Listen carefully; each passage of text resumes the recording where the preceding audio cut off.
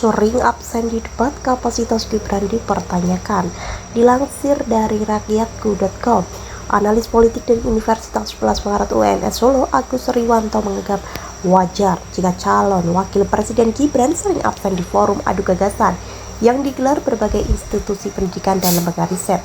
Ia menduga Gibran masih dilarang untuk tampil di debat-debat publik. Selain itu, dilihat dari kemampuan debat, memang dia tidak memiliki cukup banyak pengalaman. Tampaknya dia punya keterbatasan tentang itu, sehingga dikhawatirkan oleh tim suksesnya kalau dia muncul ke permukaan dan menyampaikan sesuatu yang berisiko menurunkan kredibilitas, kata Agus kepada wartawan Rabu 29 November 2023. Pasangan Prabowo Gibran memang paling sering bolos menghadiri debat. Dari 17 forum dialog dan adu gagasan, pasangan itu tercatat absen hingga 10 kali.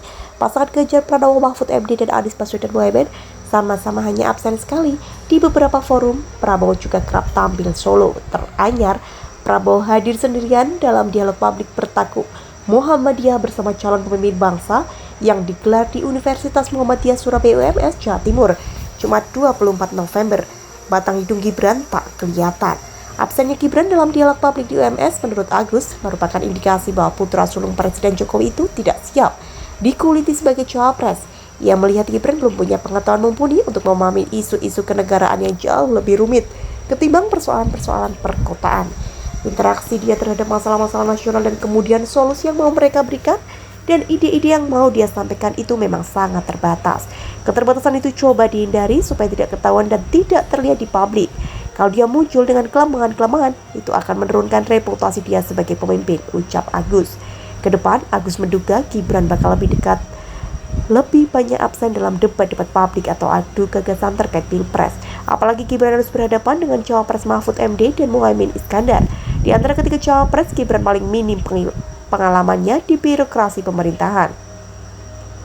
Salah satu yang membuat ketakutan dia adalah karena keterbatasan pengalaman dan gagasan, termasuk juga keterbatasan dalam mengartikulasikannya, kata Agus.